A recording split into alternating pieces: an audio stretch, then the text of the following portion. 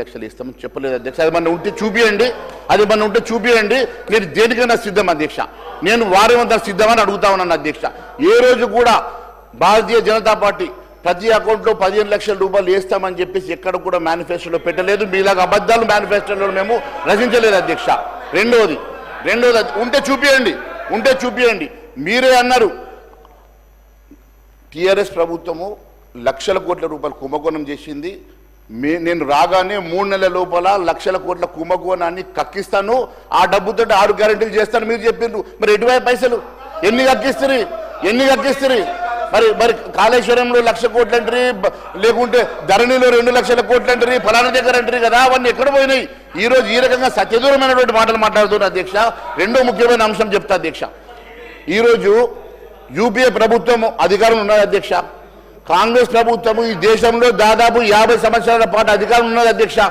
50 సంవత్సరాల పైన అధికారం ఉన్నటువంటి కాంగ్రెస్ పార్టీ మరి ఈ రాష్ట్రానికి ఏమిచ్చింది? గతంలో డివల్యూషన్ ఫండ్స్ ఈ రాష్ట్ర ప్రభుత్వాలకి 32% ఉండే అధ్యక్ష. 32% ఉండే అధ్యక్ష. ఆ 32%ని 2% పెంచమని చెప్పేసి మన్మోహన్ సింగ్ ప్రభుత్వాన్ని అప్పుడు సోనియా గాంధీ గారు యూపీఏ చైర్పర్సన్ గా ఉన్నారు అధ్యక్ష. 2%, 3% పెంచమంటే కూడా ఆ రోజు పెంచకుండా కేవలం 32% ఇస్తే ఆ రోజు ముఖ్యమంత్రిగా పనిచేసినటువంటి ఈ రోజు ప్రధానమంత్రి ఉన్నటువంటి నరేంద్ర మోడీ గారు రాష్ట్రాల బాధలు తెలిసి 42% పెంచి డివల్యూషన్ ఫండ్స్ ని 42% ఇచ్చినమాట వాస్తవం కాదా అధ్యక్ష? ఈ రోజు దానివల్ల కొన్ని వేల కోట్ల రూపాయలు రాష్ట్రాలకు లబ్ధి జరుగుతున్నమాట వాస్తవం కాదా అధ్యక్ష? ఈ రోజు మీ ఊరికి వెళ్ళేటువంటి నేషనల్ హైవేస్ ఎవరు కట్టినారు అధ్యక్ష? ఈ రోజు రైల్వే స్టేషన్స్ ఎవరు కడుతున్నారు అధ్యక్ష? కొత్త రైల్వే లైన్స్ ఎవరు మంజూరు చేస్తున్నారు అధ్యక్ష? ఈ రాష్ట్రంలో 10 లక్షల కోట్ల రూపాయలు అభివృద్ధి జరుగుతుందంటే భారతీయ జనతా పార్టీ చేస్తున్న అభివృద్ధి కాదా అధ్యక్ష? ఇవన్నీ కూడా మాట్లాడడం ఎందుకు అధ్యక్ష? ఇవేవి కూడా ఈ రోజు యూరియా దగ్గర నుంచి ప్రతి దాంట్లో సబ్సిడీ ఇచ్చి రైతులను ఆదుకుంటున్నది ఎవరు అధ్యక్ష? ఈ రోజు ప్రతి దగ్గర కూడా మేము ఇవ్వాలనుకున్న ప్రతి సంక్షేమ కార్యక్రమం ప్రజలకు చేరుతుంది అధ్యక్ష. మేము చేసే ప్రతి అభివృద్ధి, అది నేషనల్ హైవే కానివ్వండి, లేకుంటే రైల్వేస్ కానివ్వండి, ఎయిర్పోర్ట్స్ కానివ్వండి, మేము చేసేటువంటి అనేకమైనటువంటి అభివృద్ధి కార్యక్రమాలు లక్షల కోట్ల రూపాయలు రాష్ట్రం జరుగుతున్నా ఈ రోజు ఎవరిని అడగకుండా మీరు అధికారం రావాలని ఒకే ఒక ఉద్దేశంతో తప్పుడు హామీలు ఇచ్చి ఈ రోజు మీకు చేతగాక ఈ రోజు ఈ రకంగా మాట్లాడడం అన్యాయం అధ్యక్ష. మీకు చేత కాకుండా చేతగాని చెప్పండి, తప్పైనా ఒప్పుకోండి, ముక్కు నేలకు రాయండి. అంతేగాని ఈ రకంగా పిచ్చిగా మా మీద నిందలు వేయడం మంచి పద్ధతి కాదు అధ్యక్ష. ఏదన్నా ఉంటే చర్చకు పెట్టండి అధ్యక్ష. మీరు దేనికన్నా ఈరోజు షార్ట్ డిస్కషన్ పెడతారా, లేకుంటే అన్నిటి మీద నిధుల మీద కానీ దేని మీద కానీ షార్ట్ డిస్కషన్ పెడతారా? పెట్టండి, దానికి ప్రత్యేకంగా మనం మాట్లాడడం తప్ప ఈ రకంగా దయచేసి తప్పుడు ప్రజలు తప్పుదో పట్టించడం మంచి కాదు, సభను తప్పుదో పట్టించడం అధ్యక్ష. అధ్యక్ష, మా మహేశ్వర్ రెడ్డి గారి ఆవేశం, ఆందోళన తెలంగాణ రాష్ట్ర ప్రజలకు సంబంధించిన అభివృద్ధి విషయంలో, అదేవిధంగా వారి పార్టీ పట్ల ఉన్న ఆ అభిమానం మా తెలంగాణ ప్రజలపైన ఉంటే నిజంగానే అన్ని నిధులు వారు అనుకున్నట్టు వచ్చేది ఉండదు. ఈరోజు నేను కోరుతా ఉన్నాను అధ్యక్ష, ఏదో కొత్తగా ఇంతకుముందు మా విజయరామరావు గారు చెప్పిండ్రు, కేంద్రము బాధ్యత మన రాష్ట్ర ప్రభుత్వానికి ఇవ్వాల్సిన నిధులు ఇవ్వాల్సిందే, మనకేం ఫేవర్ చేయటం లేదు. మేము మన ప్రజలందరూ కడతా ఉన్న ట్యాక్స్ నిష్పత్తి భాగంలో సింహభాగం ఇవ్వాలని కోరుతా ఉన్నాం. డెవల్యూషన్ ఆఫ్ ఫండ్స్లో రేషనాలిటీ లేదు. అనేక సందర్భాల్లో డిప్యూటీ సీఎం గారు యాజ్ ఎ ఫైనాన్స్ మినిస్టర్, ముఖ్యమంత్రి గారు రేవంత్ రెడ్డి గారు కూడా కేంద్ర ఫైనాన్స్ మినిస్టర్ గారితో అనేక సందర్భాల్లో కోరటం జరిగింది, డిమాండ్ చేయటం జరిగింది. ఆ విధంగా ఒక కార్యాచరణ తీసుకుపోవటం లేదని మా బాధ, మా ఆందోళన.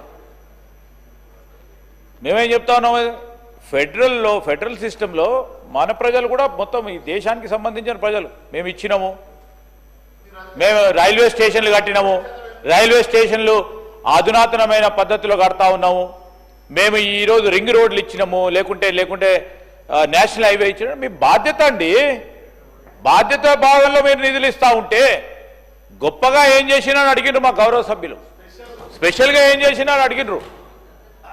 ఈరోజు డెవల్యూషన్ ఆఫ్ ఫండ్స్లో కేటాయింపుల్లో ఎక్కువ స్థాయి నిధులు తీసుకొచ్చిన కార్యక్రమం, కార్యాచరణ గత 10 సంవత్సరాల నుంచి జరిగిందా అని అడుగుతా ఉన్నాం. అది జరగటం లేదని మా బాధ.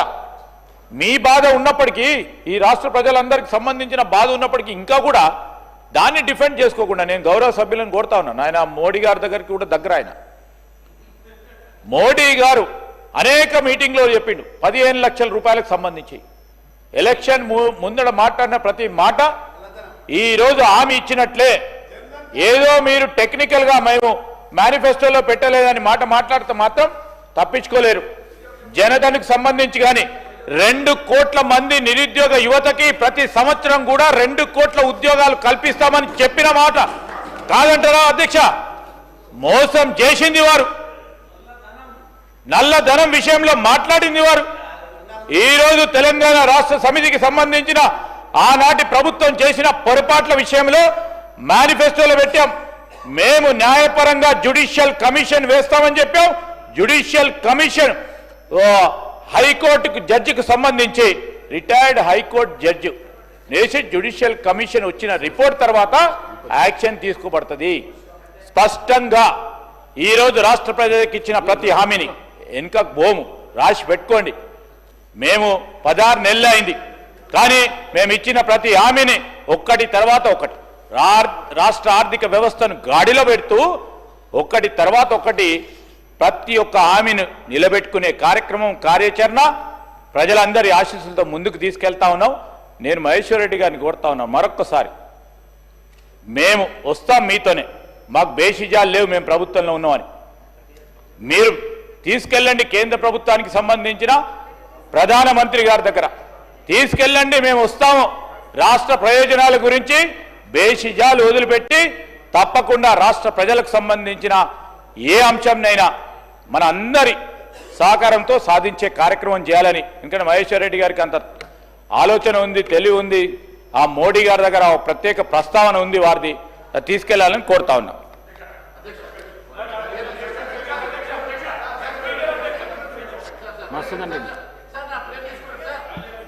అధ్యక్ష ధన్యవాదాలు. ఇప్పటిదాకా బీజేపీ ఫ్లోర్ లీడర్ గౌరవనీయులు మహేశ్వర్ రెడ్డి గారు మాట్లాడుతూ బీఆర్ఎస్ పార్టీ నాయకులు చేసిన అవినీతిపై మీరు ఎందుకు ఎంక్వైరీ చేస్తలేరని మాట్లాడుతూ ఉన్నారు. అధ్యక్ష, మేము వాళ్ళు చేసిన అవినీతిపై మేము కేసులు రిజిస్టర్ చేస్తే, మేము ఉదయం కేసు రిజిస్టర్ చేస్తే సాయంత్రానికి ఈడీ ఎంటర్ అవుతుంది. అధ్యక్ష, ఈడీ ఎంటర్ అయ్యి ఇప్పుడు కేటీఆర్ గారు చేసిన ఈ ఫార్ములా రేస్ ఏదైతే ఉందో దాంట్లో మేము కేసు రిజిస్టర్ చేస్తే అధ్యక్ష, ఈవినింగ్ కల్లా కేసు ఈడీ వాళ్ళు ఎంటర్ అయ్యి ఈడీ వాళ్ళు కేసు రిజిస్టర్ చేసింది. అధ్యక్ష, ఇప్పుడు మీ పరిధి